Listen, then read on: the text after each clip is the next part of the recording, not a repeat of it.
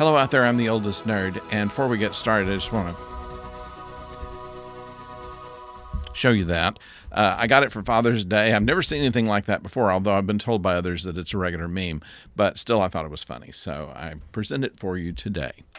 We have a day in the Strife, this episode, in which a number of things are going on. And while it is kind of a scatter shot of a plot, because it's concerning several different things, a couple of things just can't happen. One, that Jakar would be leaving the station and taken back to Narn, presumably to be murdered. And then another where there is a probe that goes into orbit around Babylon 5 that is a scientific probe. It is looking for the level of technology that they may have, and if they don't meet their 600-question answer sheet, they'll be blown up within 24 hours. Now, this can't happen either. So what we have to do is figure out just how they handle things. And they're the little things in the episode that provide the most interest. Of course, we have dealt already with the nature of addiction. Garibaldi is an alcoholic, and he has noted the same patterns in Dr. Franklin and is suspecting that he's taking stimulants in order to maintain 36-hour shifts that he's having to do and some that he's volunteering for, really. We don't know why he's doing this, but addiction is a strange thing, and they want to deal with it here. Secondly, we have a problem with a group that work there that are based on the transportation that comes and goes because of security situations. That's been slowed down, and that is affecting their work, and they have problems with Sheridan. One even picks a fight with him, and it's an interesting scene there. It says something about Sheridan that he's no coward, and he may not be all that bright sometimes, if you believe Ivanova. Nevertheless, this goes on. And we also have a situation of Veer. Londo goes to Delenn and asks for a return favor. And the favor is, can Veer be the next liaison to Minbar? And there's a funny bit in there where he's convincing Delenn to take Veer, that he's a quiet fellow, he stays to himself, he's very nice, he's very personable, and he won't spy on you. He would consider it rude. I love that line, and I've remembered it even from the first time I saw it. And in later trying to persuade Veer to take the post, he says, well, if I leave, I'm leaving you all alone. And Londo says, I've always been alone. And this would be a good move for your career.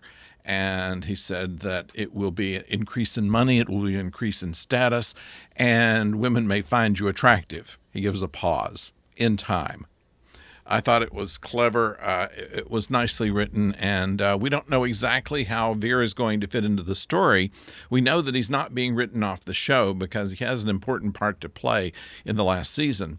But being transferred to Minbar kind of takes him out of harm's way that is headed for Babylon 5 as Londo sees it. We see something about the Narn resistance and the Narn who are co-opted by the Centauri to try to bring them all in line. And it's something that can harken back to history. And it's a foreboding bit of the episode, which is really well handled. And even though I thought that the dangerous probe that was orbiting the station was something that was going to be a throwaway because of the fact that it can't blow up the station. That's the end of the show. But what is it that keeps them from being able to do it, at least was written in such a way to where it was, how is he going to figure this out?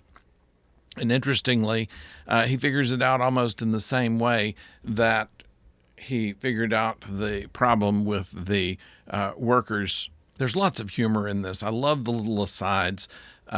He scheduled the second meeting with the work group an hour after the station is due to be blown up by this probe.